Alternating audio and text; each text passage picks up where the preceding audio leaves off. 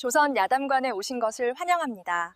구독과 좋아요 부탁드립니다. 그럼 오늘의 이야기를 시작하겠습니다. 여러분, 오늘 들려드릴 이야기는 참으로 신비로운 인연에 관한 것이옵니다. 한양에서 사흘길 떨어진 청운산 기슭, 초가 삼간 운막에서 홀어머니를 모시고 사는 약초꾼이 하나 있었사옵니다. 이름은 석달이라 하였지요. 석달은 해가 뜨기 전 산에 올라 약초를 캐고 해가 진 뒤에야 집으로 돌아오곤 하였습니다. 캔 약초를 장에 내다 팔아 근근히 끼니를 이어가는 형편이었지요. 석달의 손은 거칠었고 옷은 누더기나 다름없었으나 그의 마음만큼은 하늘같이 넓고 깊었사옵니다. 특히 홀로 자신을 키워주신 어머니께 대한 효성은 온 마을에 소문이 자자하였지요. 아무리 귀한 약초를 캐어도 먼저 어머니께 다려드리고 제 끼니는 거르더라도 어머니 진지는 꼭 챙기는 지극한 아들이었습니다. 청운산은 험한 산이었습니다. 깊은 골짜기마다 독사와 맹수가 득실거렸고 한 치 앞도 보이지 않는 안개가 자욱한 날이면 길을 잃기 일쑤였지요. 하지만 석달은 이 산의 구석구석을 손바닥 들여다보듯 훤히 알고 있었습니다. 어려서부터 어머니 손을 잡고 산을 오르내리며 익힌 길이었으니까요. 어느덧 석달에는 25. 주변에서는 장가를 들라 권하였으나 석달은 고개를 저었습니다.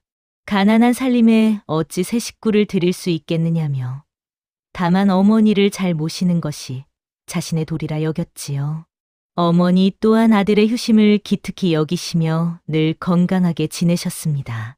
석달은 매일같이 산에서 돌아오면 어머니께 그날 있었던 일들을 재미나게 이야기해드렸고 어머니는 그런 아들을 보며 흐뭇해하셨지요.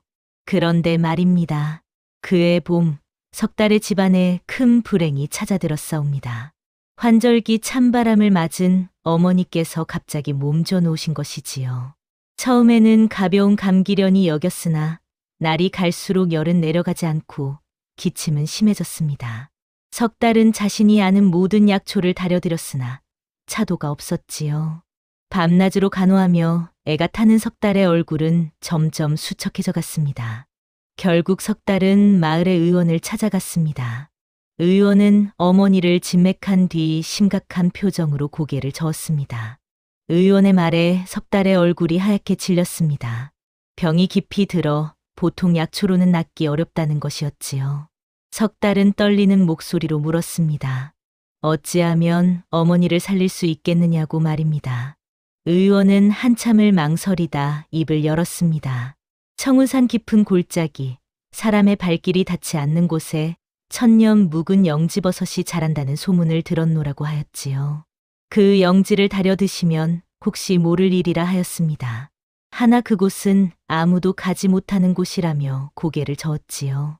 석달이 까닭을 물으니 의원의 얼굴이 어두워졌습니다. 그곳은 예로부터 금줄이 쳐진 신성한 곳으로 산신령의 사자인 거대한 호랑이가 지키고 있다 하였습니다. 마을 사람들 중 욕심에 그곳에 들어갔다가 돌아온 이가 단 한 명도 없다는 것이지요. 모두 호랑이에게 물려 죽었다는 소문이었습니다. 석달은 집으로 돌아와 밤새 고민하였습니다. 어머니의 신음소리가 들릴 때마다 가슴이 찢어지는 듯하였지요. 이대로 두고 볼 수는 없었습니다. 비록 목숨을 잃을지언정 어머니를 살릴 수만 있다면 기꺼이 산에 오르리라 마음먹었습니다. 이튿날 새벽 석달은 약초 캐는 도구를 챙겼습니다. 어머니께는 깊은 산에 귀한 약초를 캐러 간다고만 말씀드렸지요. 어머니는 몸이 불편하신데도 아들을 걱정하시며 조심하라 당부하셨습니다. 석달은 어머니께 깊이 절을 올리고 집을 나섰습니다. 마을 어귀를 지나는데 옆집 영감이 석달을 붙잡았습니다. 어디를 가느냐 묻기에 석달은 솔직히 말하였지요. 청운산 깊은 곳에 영지를 캐러 간다고 말입니다. 영감의 얼굴이 화들짝 놀라며 변했습니다. 그곳은 가서는 안 될 곳이라며 필사적으로 말렸지요. 하나 석달의 결심은 확고하였습니다. 효도를 다하지 못하고 어머니를 잃느니 차라리 호랑이 밥이 되는 게 낫다 하였습니다. 영감은 더 이상 말리지 못하고 한숨만 내쉬었지요. 석달은 산길을 오르기 시작하였습니다. 평소 약초를 캐던 곳을 지나 더욱 깊은 곳으로 발걸음을 옮겼지요. 오전나절을 걸어 나직은 길이 끝나고 처음 보는 험한 바위길이 나타났습니다. 주변은 온통 짙은 숲으로 뒤덮여 있었고 해가 중천에 떠 있는데도 어두침침하였지요. 가파른 절벽을 타고 오르고 또 올랐습니다. 손에서는 피가 났고 다리는 후들거렸지요. 하나 석 달은 멈추지 않았습니다. 어머니의 고통스러워 하시던 얼굴이 눈앞에 어른거릴 때마다 이를 악물고 앞으로 나아갔습니다. 해가 서쪽으로 기울 무렵 석 달은 마침내 금줄이 쳐진 곳에 다다랐습니다. 굵은 새끼줄에 백지가 주렁주렁 매달려 바람에 펄럭이고 있었지요. 금줄 너머로는 안개가 자욱하게 깔려 있어 한치 앞도 보이지 않았습니다. 석 달은 잠시 주저하였으나 이내 금줄을 넘었습니다. 금줄을 넘어서자 묘한 기운이 온몸을 휘감았습니다. 공기마저 달라진 듯 숨쉬기가 답답하였지요. 안개 속을 더듬더듬 걸어가는데 갑자기 발밑에서 무언가 바스락거렸습니다. 놀라 내려다보니 하얀 뼈들이 여기저기 흩어져 있었습니다. 사람의 것인지 짐승의 것인지 알 수 없었으나 석 달의 등골이 오싹해졌지요. 그때였습니다. 저 멀리 안개 너머로 붉은 빛이 어른거렸습니다. 석 달은 조심스레 그쪽으로 다가갔지요. 안개가 조금씩 걷히며 눈앞에 신비로운 광경이 펼쳐졌습니다. 커다란 바위 틈새에서 붉은 빛을 내뿜는 영지버섯들이 자라고 있었던 것입니다. 석 달의 가슴이 벌렁거렸습니다. 드디어 찾았구나 싶어 기쁨에 겨워 영지를 향해 다가갔지요. 조심스레 손을 뻗어 영지를 따려는 순간이었습니다. 등 뒤에서 으르렁거리는 소리가 들렸습니다. 온몸에 털이 쭈뼛서는 느낌이었지요. 천천히 고개를 돌리는데 석 달의 숨이 멎었습니다. 바로 눈앞에 어마어마하게 큰 호랑이가 서 있었던 것입니다. 어른 셋은 좋게 될 만한 크기의 눈은 호박처럼 크고 노랗게 빛났지요. 호랑이의 입에서 하얀 김이 뿜어져 나왔습니다. 날카로운 송곳니가 드러나 보였고 그 위압감에 석 달은 그 자리에 얼어붙고 말았지요. 호랑이는 천천히 석 달을 향해 다가왔습니다. 한 걸음 두 걸음 석 달은 뒷걸음질 치다가 그만 바위에 걸려 넘어지고 말았습니다. 이제 끝이구나 싶었습니다. 석 달은 눈을 질끈 감았지요. 어머니, 불효자식을 용서하시옵소서. 마음속으로 어머니께 작별 인사를 올렸습니다. 하나 이상하게도 호랑이의 공격은 오지 않았습니다. 석 달은 조심스레 눈을 떴지요. 호랑이는 석 달을 해칠 기색 없이 그저 가만히 서 있었습니다. 아니, 자세히 보니 한쪽 앞발을 들고 절뚝거리고 있었지요. 그 거대한 발바닥에서 선홍빛 피가 뚝뚝 떨어지고 있었습니다. 호랑이의 눈빛에는 사납기보다는 고통스러움이 가득하였습니다. 석 달은 두려움보다 측은한 마음이 앞섰습니다.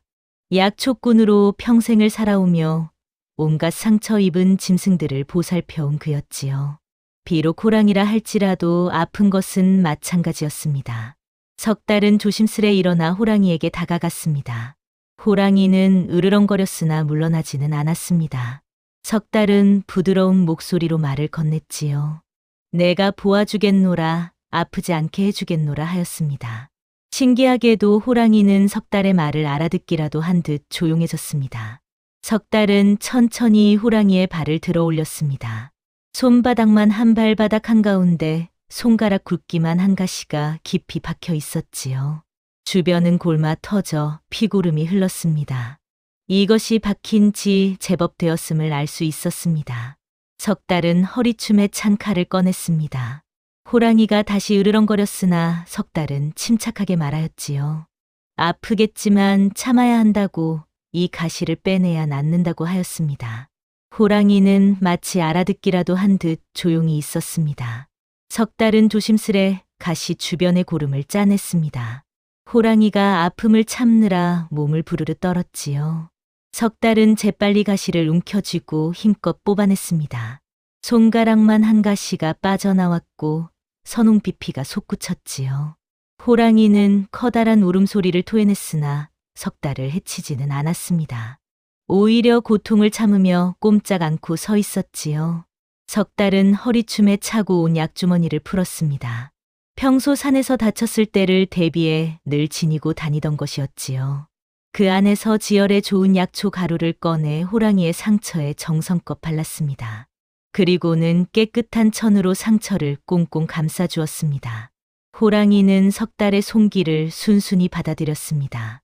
아니, 그뿐만이 아니었지요. 커다란 혀로 석 달의 손등을 핥았습니다. 거친 혓바닥이었으나 그 안에 담긴 고마움이 느껴졌습니다. 석 달은 호랑이의 커다란 머리를 쓰다듬으며 말하였지요. 이제 괜찮을 것이라고, 며칠만 지나면 나을 것이라고 하였습니다. 호랑이는 석 달을 물끄러미 바라보았습니다. 그 노란 눈동자 속에는 사나움 대신 온화함이 가득하였지요. 잠시 후 호랑이는 몸을 돌려 안개 속으로 사라졌습니다. 다만 사라지기 전 한 번 더 석 달을 돌아보았습니다. 그 눈빛만으로도 석 달은 알 수 있었지요. 호랑이가 고마워하고 있다는 것을 말입니다. 석 달은 한숨을 돌렸습니다. 살았구나 싶어 온몸에서 힘이 빠졌지요. 그때 문득 정신이 번쩍 들었습니다. 영지버섯을 캐러 온 것이었습니다. 석 달은 서둘러 바위 틈의 영지를 조심스레 캐내었습니다. 붉은 빛을 내뿜는 영지 새송이를 품에 소중히 안았지요. 해는 이미 서산에 넘어가고 있었습니다. 석 달은 서둘러 산을 내려왔지요. 금주를 넘고 험한 바위길을 지나 익숙한 산길로 돌아왔습니다. 달빛에 의지에 밤새 걸어 동이 틀 무렵 마침내 마을에 도착하였습니다. 집에 도착한 석 달은 곧바로 영지를 다렸습니다. 정성껏 구워 우려낸 약물을 어머니께 드렸지요. 어머니는 석 달이 밤새 돌아오지 않아 얼마나 걱정하셨는지 눈물을 글썽이셨습니다. 석 달은 어머니께 산길이 험해 늦었다고만 말씀드렸습니다. 호랑이 이야기를 하면 어머니께서 놀라실까 걱정되었던 것이지요. 어머니는 아들이 정성껏 달인 약을 드시고는 편안히 잠드셨습니다. 석 달도 사흘 밤낮을 꼬박 걸은 피로에 그 자리에서 스르르 잠이 들었지요. 하룻밤을 푹 자고 일어나니 어머니의 안색이 한결 나아 보였습니다. 뜨거웠던 이마도 시원해지고 기침도 줄어들었지요. 석 달은 기쁜 마음으로 남은 영지를 또 다려드렸습니다. 사흘이 지나자 어머니께서는 몸을 일으켜 죽을 드실 수 있게 되었습니다. 닷새가 지나고 이래가 지나자 어머니는 완전히 건강을 되찾으셨습니다. 석 달의 효성과 영지의 신비한 효험이 함께 이룬 기적이었지요. 어머니는 살아날 수 있게 해준 아들에게 눈물로 감사를 표하셨습니다. 석 달은 그저 다행이라며 환하게 웃었습니다. 어머니께서 완쾌하시자 석 달은 다시 평소처럼 산에 올라 약초를 캐기 시작하였습니다. 다만 깊은 산 금줄 너머로는 가지 않았지요. 그곳은 산신령의 영역이요. 호랑이가 지키는 신성한 곳임을 잘 알고 있었기 때문입니다. 석 달은 가끔 그날을 떠올리며 호랑이가 잘 지내고 있을지 궁금해하였습니다. 보름쯤 지난 어느 날 아침이었습니다. 석 달이 산에 갔다가 돌아와 보니 집 앞마당에 이상한 것이 놓여 있었습니다. 커다란 노루 한 마리가 피 한 방울 없이 깨끗하게 죽어 있었던 것이지요. 석 달은 고개를 갸웃하였습니다. 누가 이런 것을 갖다 놓았을까 싶었습니다. 어머니께 여쭈니 어머니도 아침에 일어나 보니 그렇게 놓여 있었다 하셨지요. 석 달은 혹시나 싶어 주변을 살폈습니다. 그런데 마당 한쪽에 커다란 발자국이 찍혀 있었습니다. 호랑이의 발자국이었지요. 석 달은 깨달았습니다. 그때 자신이 도와준 호랑이가 은혜를 갚으러 온 것임을 말입니다. 이튿날 아침에도 또 놀라운 일이 벌어졌습니다. 이번에는 꿩 2마리가 문 앞에 놓여 있었지요. 사흘째 되는 날에는 싱싱한 산나물 한 보따리가 있었습니다. 나흘째 되는 날에는 귀한 약초들이 가지런히 묶여 놓여 있었습니다. 모두 석 달이 평소 구하기 어려워하던 것들이었지요. 석 달은 감격하여 산을 향해 깊이 절을 올렸습니다. 호랑이가 보고 있을지도 모른다는 생각이 들었던 것입니다. 마을 사람들은 이 신기한 소문을 듣고 너나 없이 석 달의 집으로 몰려들었습니다. 매일 아침 집 앞에 산짐승과 약초가 놓인다는 것이 믿기지 않았지요. 석 달은 사람들에게 솔직히 말하였습니다. 산에서 다친 호랑이를 도와준 적이 있는데 그 호랑이가 은혜를 갚는 것 같다고 말입니다. 마을 사람들은 감탄하였습니다. 짐승도 은혜를 아는데 하물며 사람이 어찌 잊으랴 하며 석 달의 착한 심성을 칭찬하였지요.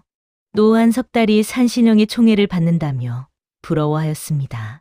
석 달은 그저 겸손히 고개를 숙였습니다. 하나 이 소문은 좋지 않은 곳에도 전해졌습니다. 마을에서 가장 부자로 소문난 김진사의 귀에까지 들어간 것이지요. 김진사는 욕심이 많기로 유명한 자였습니다. 논밭을 많이 가지고도 이웃의 땅까지 빼앗으려 하였고 돈을 꾸어주고는 터무니없는 이자를 받아내곤 하였습니다. 김진사는 석 달의 이야기를 듣고 눈이 번쩍 뜨였습니다. 호랑이에게 은혜를 베풀면 저렇게 날마다 귀한 것들을 갖다 준다니 이 얼마나 좋은 장사인가 싶었던 것이지요. 김진사는 곧 꾀를 내기 시작하였습니다. 며칠 뒤 김진사는 하인셋을 불렀습니다. 그리고는 은밀히 명령을 내렸지요. 산에 올라가 어린 호랑이를 잡아오라는 것이었습니다. 하인들은 놀라 반대하였으나 김진사는 은자 몇 냥을 쥐어주며 회유하였습니다. 가난한 하인들은 결국 김진사의 명을 따를 수밖에 없었지요. 하인들은 산으로 올라가 며칠을 숨어 지냈습니다. 그러다 마침내 어미를 따라 물을 먹으러 온 어린 호랑이 한 마리를 발견하였지요. 하인들은 덫을 놓고 기다렸습니다. 얼마 후 어린 호랑이가 덫에 걸렸고 하인들은 재빨리 새끼를 붙잡아 자루에 넣었습니다. 어린 호랑이는 자루 속에서 끙끙거리며 울부짖었습니다. 그 소리를 들은 어미 호랑이가 달려왔으나 하인들은 이미 산을 내려간 뒤였지요. 산 위에서는 어미 호랑이의 애끓는 울음소리가 골짜기를 울렸습니다. 그 소리가 얼마나 처절하던지 산새들이 모두 날아올랐습니다. 하인들은 어린 호랑이를 김진사의 집으로 가져왔습니다. 김진사는 흡족해하며 하인들에게 약속한 돈을 주었지요. 그리고는 어린 호랑이의 다리를 일부러 비틀어 다치게 만들었습니다. 새끼 호랑이는 아픔에 끙끙 앓았지만 김진사는 아랑곳하지 않았습니다. 김진사는 며칠 동안 새끼 호랑이를 굶기고 다치게 한 채 가두어 두었습니다. 그러고는 마을 사람들을 불러 모았지요. 산에서 다친 새끼 호랑이를 발견하여 구해주었노라 거짓말을 늘어놓았습니다. 사람들은 김진사를 칭찬하였으나 속으로는 의아해하였습니다.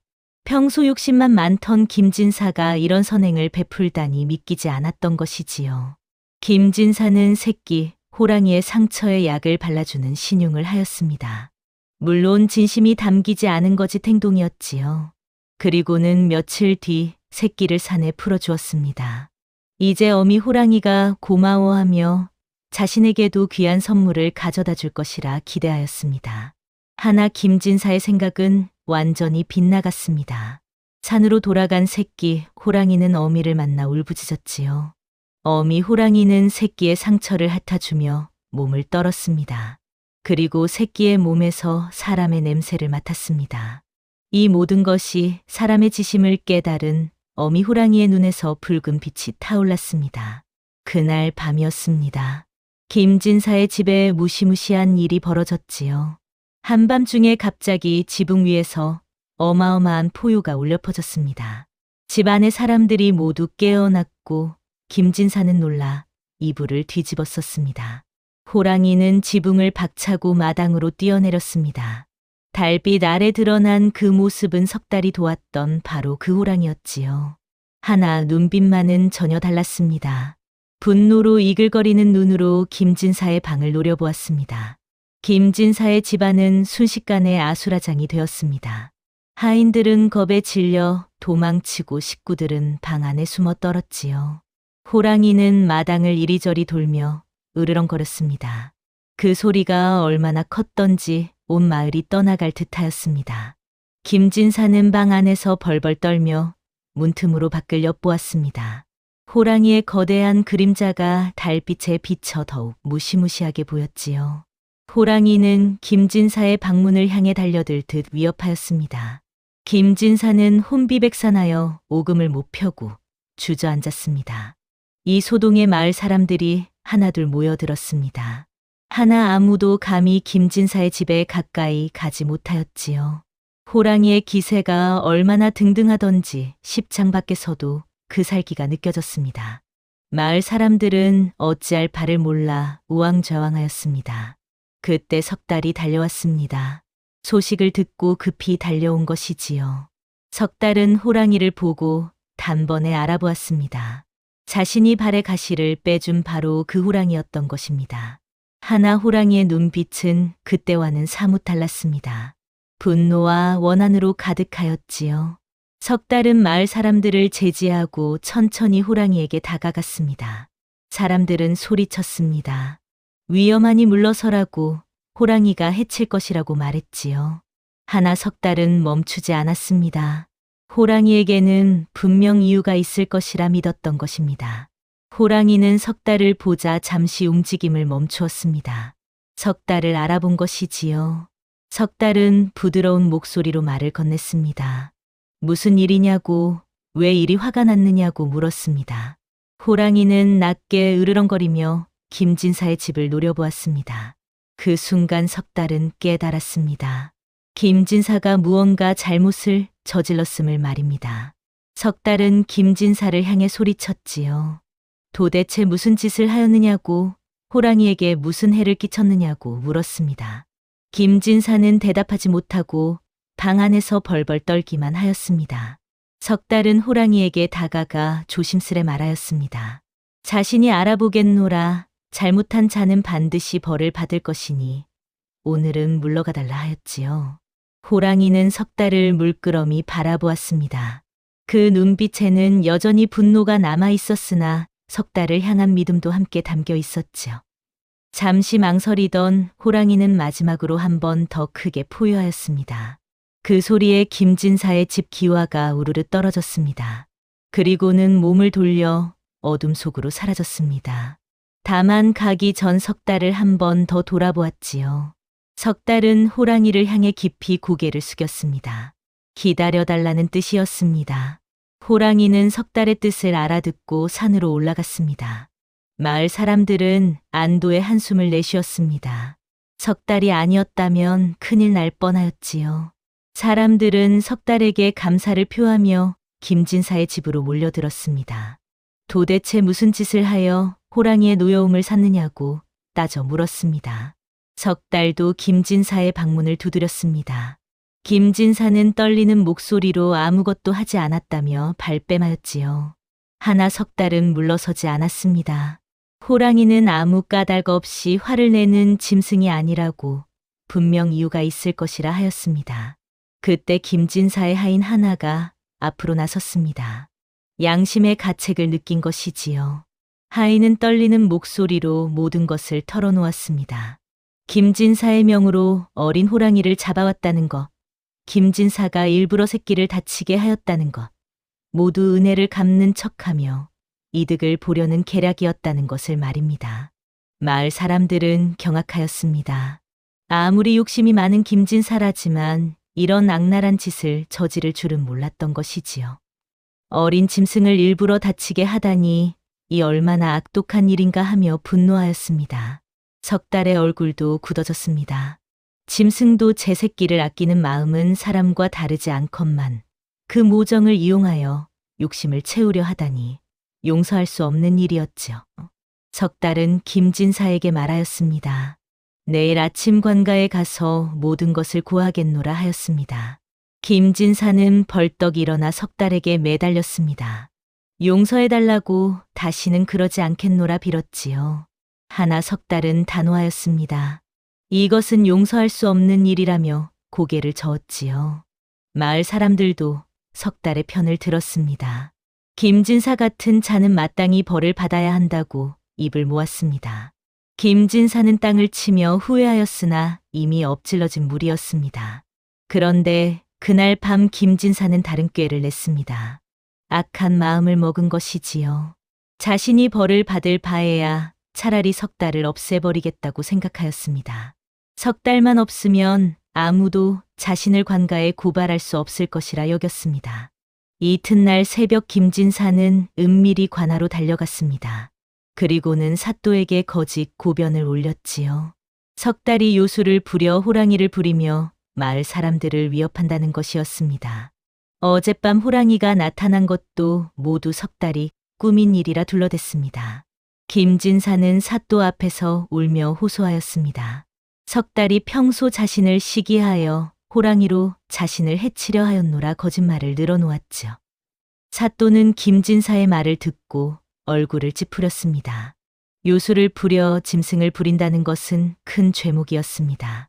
사또는 곧 포졸들을 보내 석 달을 잡아오라 명하였습니다. 포졸들이 석 달의 집에 들이닥쳤을 때 석 달은 약초를 말리고 있었지요. 영문도 모른 채 포승줄에 묶여 관아로 끌려갔습니다. 어머니는 놀라 기절하셨고 마을 사람들은 부당함을 외쳤으나 소용없었습니다. 관아에 끌려온 석 달은 사또 앞에 무릎을 꿇었습니다. 사또는 엄한 목소리로 물었지요. 내가 요술을 부려 호랑이를 부렸느냐고, 김진사를 해치려 하였느냐고 말입니다. 석 달은 황당하여 그런 적 없다고 항변하였습니다. 하나 김진사는 옆에서 온갖 거짓을 늘어놓았습니다. 석 달이 평소 산에서 이상한 주문을 외우는 것을 보았노라. 어젯밤 호랑이를 불러 자신을 위협하였노라 허튼 소리를 짓거렸지요. 석 달은 억울함에 목이 메었습니다. 사또는 석 달에게 죄를 인정하라 윽박질렀습니다. 석 달이 아무리 결백을 주장해도 듣지 않았지요. 김진사가 마을의 부자이자 양반인데 반해 석 달은 미천한 약초꾼에 불과하였습니다. 사또는 결국 석 달에게 곤장을 치라 명하였습니다. 석 달은 억울함을 호소하였으나 포졸들은 그를 형틀에 묶었지요. 매가 석 달의 등을 후려쳤습니다. 한 대, 두 대, 석 달은 이를 악물고 참았습니다. 거짓을 인정할 수는 없었던 것입니다. 김진사는 옆에서 흡족한 표정으로 지켜보았습니다. 이렇게 석 달을 없애버리면 자신의 죄는 묻히리라 생각하였지요. 하나 그는 한 가지를 잊고 있었습니다. 호랑이가 모든 것을 지켜보고 있다는 사실을 말입니다. 그날 밤 석 달은 차디찬 옥에 갇혔습니다. 온몸이 쑤시고 아팠지만 육체적 고통보다 억울함이 더 컸지요. 어머니, 걱정에 눈물이 흘렀습니다. 홀로 계신 어머니께서 이 소식을 들으시면 얼마나 놀라실까 걱정되었습니다. 석 달은 창살 사이로 달을 바라보았습니다. 보름달이 환하게 떠 있었지요. 문득 호랑이가 떠올랐습니다. 자신이 도운 그 호랑이는 지금 어디서 무엇을 하고 있을까 생각하였습니다. 석 달은 한숨을 내쉬며 눈을 감았습니다. 바로 그때였습니다. 관아 밖에서 무시무시한 포효가 울려 퍼졌지요. 담을 뛰어넘는 소리가 들리더니 마당에 무언가 떨어지는 소리가 들렸습니다. 포졸들이 놀라 깨어나 칼을 들고 밖으로 뛰쳐나갔습니다. 달빛 아래 거대한 호랑이가 서 있었습니다. 바로 석 달이 도운 그 호랑이였지요. 호랑이는 관아 마당 한가운데 당당히 서서 포효하였습니다. 그 소리에 온 관아가 떠나갈 듯하였습니다. 포졸들은 겁에 질려 감히 다가가지 못하였습니다. 사또도 깜짝 놀라 방에서 나왔습니다. 한밤중에 호랑이가 관아에 나타나다니 전대미문의 일이었지요. 사또는 포졸들에게 호랑이를 쫓아내라 명하였으나 아무도 움직이지 못하였습니다. 호랑이는 천천히 걸어가 김진사가 머무는 방 앞에 섰습니다. 김진사는 사또의 배려로 관아 내객사에 머물고 있었던 것이지요. 호랑이가 그 문 앞에서 우렁차게 울부짖었습니다. 방 안에 김진사는 혼비백산하여 떨었습니다. 김진사는 벌벌 떨며 문틈으로 밖을 엿보았습니다. 호랑이의 노란 눈이 달빛에 빛나며 자신을 똑바로 노려보고 있었지요. 김진사는 그 눈빛을 보는 순간 깨달았습니다. 호랑이가 모든 것을 알고 있다는 것을, 자신의 거짓을 꿰뚫어 보고 있다는 것을 말입니다. 사또가 큰 소리로 물었습니다. 도대체 어찌된 일이냐고, 왜 호랑이가 김진사를 찾아왔느냐고 말이지요. 김진사는 대답하지 못하고 입술만 파르르 떨었습니다. 호랑이는 한 걸음 더 다가가 문을 핥히었습니다. 날카로운 발톱에 나무문이 갈기갈기 찢어졌습니다. 그 순간 김진사의 담력이 무너졌습니다. 더 이상 버틸 수 없었던 것이지요. 김진사는 방문을 박차고 나와 사또 앞에 엎드렸습니다. 그리고는 울먹이며 모든 진실을 털어놓기 시작하였습니다. 어린 호랑이를 잡아다 일부러 다치게 한 것, 은혜를 베푼 척하며 이득을 보려 한 것, 석 달을 모함하여 옥에 가둔 것까지 모두 자백하였지요. 김진사는 살려달라며 사또에게 매달렸습니다. 호랑이가 자신을 죽이려 한다며 울부짖었습니다. 사또의 얼굴이 일그러졌습니다. 거짓, 고변으로 무고한 백성을 옥에 가두었으니 이 얼마나 큰 죄인가 하였지요. 사또는 즉시 포졸들에게 명하였습니다. 석 달을 옥에서 풀어주고 김진사를 가두라 하였습니다. 포졸들이 석 달을 데려왔습니다. 석 달은 무슨 일인지 영문을 몰라 어리둥절하였지요. 사또는 석 달에게 깊이 사과하였습니다. 간신의 거짓말에 속아 무고한 일을 벌하였노라. 용서하라 하였습니다. 석 달은 그제야 사정을 알게 되었습니다. 김진사가 모든 것을 자백하였다는 것을, 호랑이가 자신을 구하러 왔다는 것을 말입니다. 석 달은 마당의 호랑이를 바라보았습니다. 호랑이도 석 달을 바라보며 낮게 울음소리를 냈습니다. 사또는 김진사에게 엄한 벌을 내렸습니다. 거짓, 고변의 죄로 곤장 50대에 3년 유배형을 선고하였지요. 또한 재산의 절반을 몰수하여 가난한 백성들을 돕는데 쓰라 명하였습니다. 김진사는 통곡하며 용서를 빌었으나 사또는 단호하였습니다. 욕심에 눈이 멀어 어린 짐승을 해치고 선량한 백성을 모함한 죄는 결코 가볍지 않다 하였지요. 포졸들이 김진사를 끌어내어 형을 집행하였습니다. 김진사의 비명 소리가 관아에 울려 퍼졌습니다. 석 달은 사또께 깊이 절을 올리고 관아를 나섰습니다. 마당에서 호랑이가 기다리고 있었지요. 석 달은 호랑이에게 다가가 그 커다란 머리를 쓰다듬었습니다. 호랑이는 눈을 감고 석 달의 손길을 받아들였습니다. 고마움과 미안함이 서로의 마음속에 가득하였습니다. 석 달이 집으로 돌아가려 하자 호랑이가 그 뒤를 따랐습니다. 석 달은 이제 돌아가도 된다고 말하였지요. 하나 호랑이는 고개를 저으며 계속 따라왔습니다. 석 달은 웃으며 함께 걸었습니다. 사람과 짐승이 나란히 걷는 모습이 참으로 신기하였습니다. 집에 도착하니 어머니께서 대문 앞에서 기다리고 계셨습니다. 석 달이 옥에 갇혔다는 소식을 듣고 얼마나 걱정하셨는지 눈가가 퉁퉁 부어 있었지요. 석 달은 어머니를 부둥켜 안고 울었습니다. 어머니도 아들을 꼭 껴안으며 무사함에 감사하였습니다. 어머니는 호랑이를 보고도 놀라지 않으셨습니다. 석 달이 호랑이를 도운 이야기를 이미 들어 알고 계셨던 것이지요. 오히려 호랑이를 향해 고개를 숙여 인사하셨습니다. 아들을 구해주어 고맙다는 뜻이었습니다. 호랑이도 어머니를 향해 고개를 숙였습니다. 그날 밤 호랑이는 석 달의 집 마당에 머물렀습니다. 석 달은 호랑이를 위해 물을 떠다 주었지요. 호랑이는 물을 마시고는 편안히 누워 잠이 들었습니다. 석 달도 오랜만에 편히 잠자리에 들 수 있었습니다. 다음 날 아침 해가 뜨자 호랑이가 일어났습니다. 이제 돌아갈 때가 된 것이. 석 달은 호랑이를 배웅하며 말하였습니다. 새끼는 잘 크고 있느냐고 건강하게 지내라고 하였습니다. 호랑이는 석 달을 한참 바라보다가 몸을 돌렸습니다. 하나 몇 걸음 가다 멈추어 섰습니다. 그리고는 석 달을 향해 무언가 말하는 듯한 눈빛을 보냈지요. 석 달은 호랑이의 눈빛을 읽으려 애썼습니다. 호랑이가 무언가 전하고 싶어 한다는 것을 느낄 수 있었지요. 호랑이는 산을 향해 고개를 끄덕이더니 다시 석 달을 돌아보았습니다. 마치 따라오라는 듯한 몸짓이었습니다. 석 달은 어머니께 말씀드리고 호랑이를 따라 나섰습니다. 호랑이는 천천히 걸으며 석 달이 뒤따라오는지 수시로 확인하였지요. 산으로 올라가는 길이었습니다. 석 달은 궁금한 마음으로 호랑이를 따랐습니다. 한참을 오르자 낯선 곳에 다다랐습니다. 석 달도 처음 보는 깊은 골짜기였지요. 울창한 나무들 사이로 맑은 계곡물이 흘렀고 신비로운 기운이 감돌았습니다. 호랑이는 그곳 한가운데 있는 커다란 바위 앞에 멈춰 섰습니다. 바위 옆에는 작은 샘이 솟아나고 있었습니다. 물빛이 유난히 맑고 투명하여 보석처럼 빛났지요. 호랑이는 그 샘을 향해 고개를 끄덕였습니다. 석달에게 이것을 보여주려 한 것이었습니다.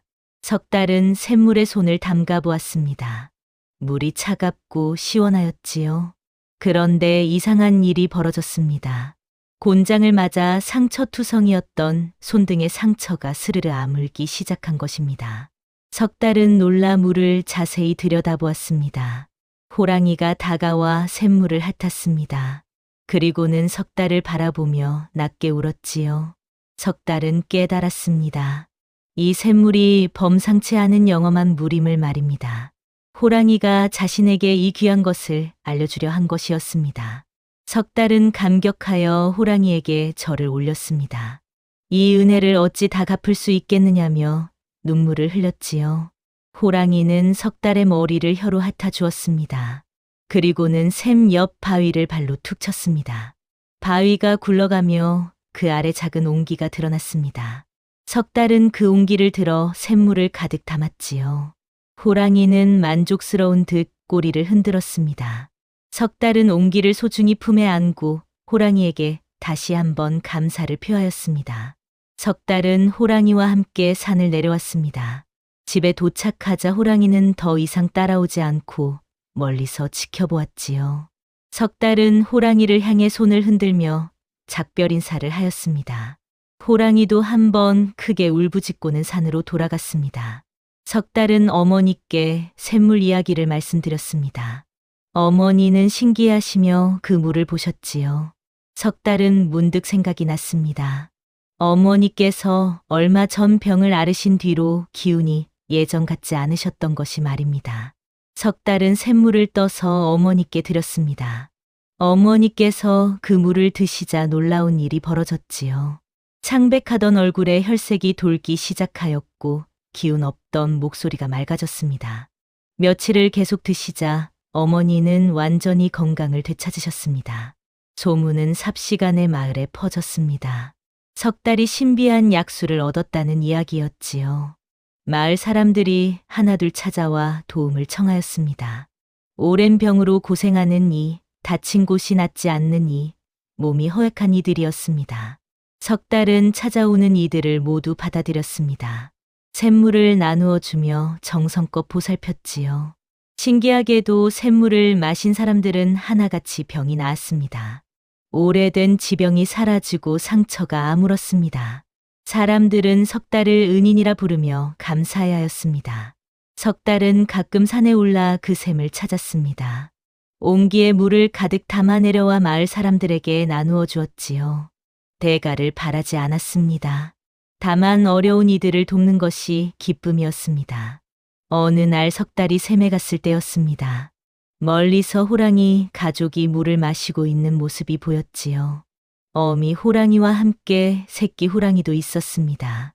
다리를 다쳤던 그 새끼는 이제 건강하게 자라 있었습니다.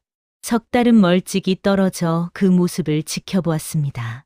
어미 호랑이가 석달을 발견하고 고개를 끄덕였지요. 석달도 깊이 절을 올렸습니다. 서로의 안부를 묻는 듯한 따뜻한 시선이 오갔습니다. 계절이 바뀌고 또 바뀌었습니다. 석달의 이름은 멀리까지 퍼져나갔지요. 이웃 고을에서도 병든 이들이 찾아왔고 석달은 그들을 모두 정성껏 보살폈습니다. 샘물의 효험은 날이 갈수록 소문이 자자하였습니다. 어느덧 석달은 마을에서 가장 존경받는 이가 되었습니다. 하나 석달은 교만하지 않았지요. 여전히 검소하게 살며 어머니를 지극정성으로 모셨습니다. 사람들이 예물을 가져와도 받지 않고 다만 그 마음만 고맙게 받았습니다.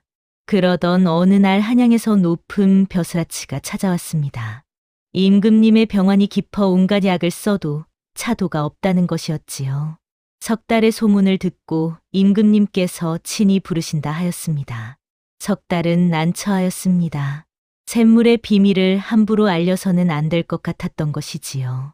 호랑이가 알려준 신성한 곳이었기 때문입니다. 석달은 고민 끝에 산으로 올라가 호랑이를 찾았습니다. 며칠을 산속을 헤매며 호랑이를 불렀습니다.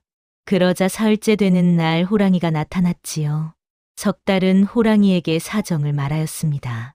임금님께서 위독하시니 샘물을 드리고 싶다고 허락해달라고 하였습니다. 호랑이는 한참을 석 달을 바라보았습니다. 그리고는 고개를 끄덕였지요. 석 달의 착한 마음씨를 믿는다는 뜻이었습니다. 석 달은 감사하며 샘물을 정성껏 담았습니다. 석 달은 한양으로 올라갔습니다. 대궐에 들어가 임금님께 샘물을 올렸지요. 임금님께서 그 물을 드시자 신기하게도 안색이 좋아지기 시작하였습니다. 며칠을 계속 드시자 완쾌하셨습니다. 임금님은 크게 기뻐하시며 석 달에게 큰 상을 내리셨습니다. 벼슬을 주겠다 하셨으나 석 달은 사양하였지요. 다만 고향에 돌아가 어머니를 모시며 어려운 이웃을 돕고 싶다 아뢰었습니다. 임금님은 석 달의 효성과 선행을 기특히 여기시며 많은 하사품을 내리셨습니다. 석 달은 임금님께 받은 하사품을 모두 마을 사람들과 나누었습니다. 가난한 집에는 쌀과 무명을 나누어 주고 병든 이에게는 약을 구해 주었지요. 자신은 여전히 소박하게 살며 어머니를 극진히 모셨습니다. 그런데 이상한 일이 벌어지기 시작하였습니다. 석 달이 샘에 갈 때마다 물이 예전보다 더욱 맑고 풍부해진 것이었지요. 마치 샘이 석 달의 선행에 보답하듯 더 많은 물을 내어주는 것 같았습니다. 어느 날 석 달이 샘에 갔을 때 놀라운 광경을 보았습니다. 샘 옆에 영지버섯이 한 송이 자라나 있었던 것이지요. 전에는 없던 것이었습니다. 석 달은 조심스레 그 영지를 살폈습니다. 그때 뒤에서 기척이 들렸습니다.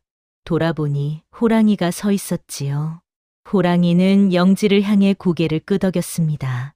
가져가라는 뜻이었습니다. 석 달은 감사하며 영지를 정성껏 캐냈습니다.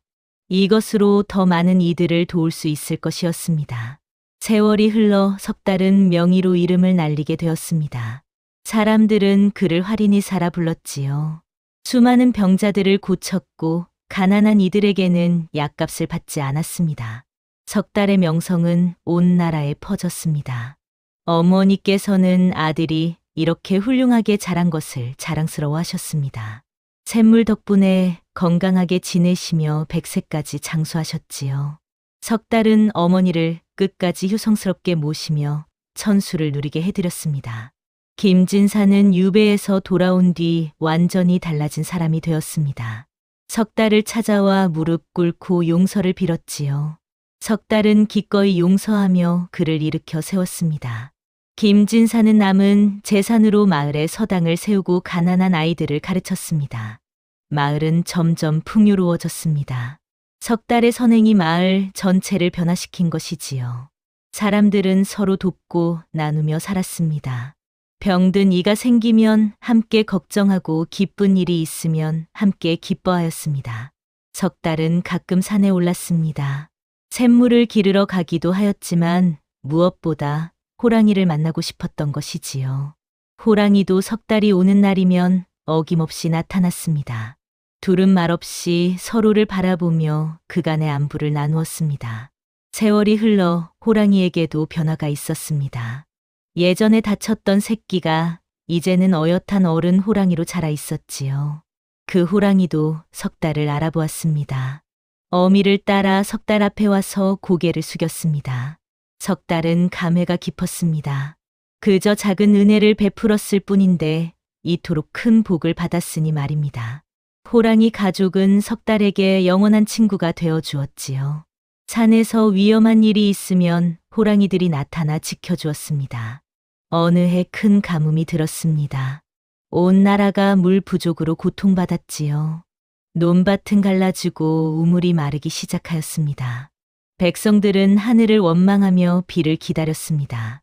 그런데 신기하게도 석 달이 사는 마을만은 물 걱정이 없었습니다.